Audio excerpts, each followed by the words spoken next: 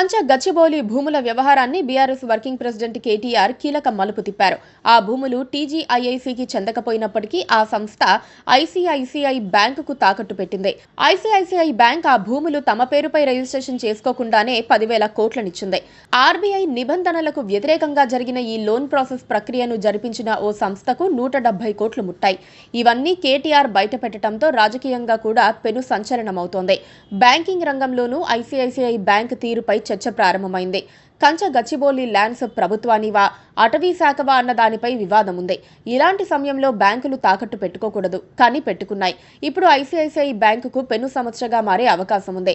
ఎందుకంటే ప్రభుత్వం తీసుకున్న 10,000 కోట్ల అప్పును ఇప్పటికిప్పుడు చెల్లించలేదు. అలాంటి సామర్థ్యం ఉంటే అప్పు చెయ్యదు కూడా.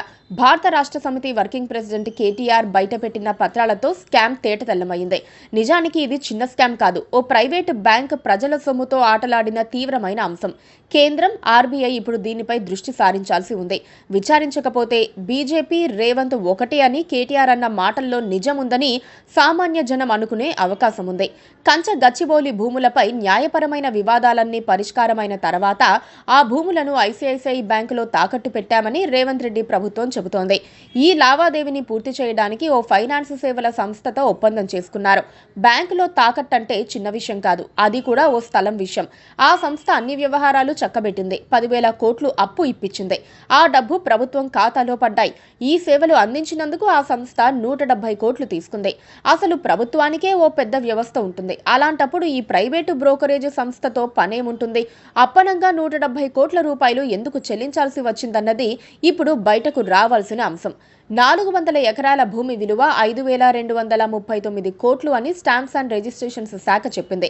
అదే సమయంలో ఆ భూమి విలువ 30,000 కోట్లు అని రెవెన్యూ శాఖ చెప్పింది.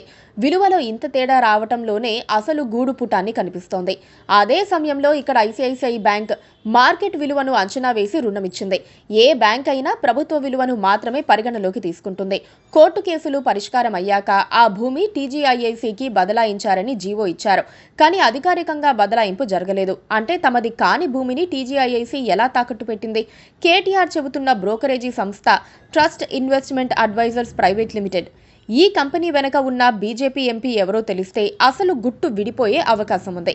కంచ గచ్చిబౌలి ల్యాండ్స్ వ్యవహారంలో బడా స్కామ్ జరిగిందని ప్రజలందరికీ ఓ స్పష్టత వస్తోంది. దీనిపై వివరణ ఇవ్వాల్సిన అవసరం ప్రభుత్వంపై ఉంది. ఆ అవసరాన్ని కేటీఆర్ సృష్టించారు. Please subscribe to KTV Telugu. KTV Telugu. KTV Telugu. KTV Telugu channel.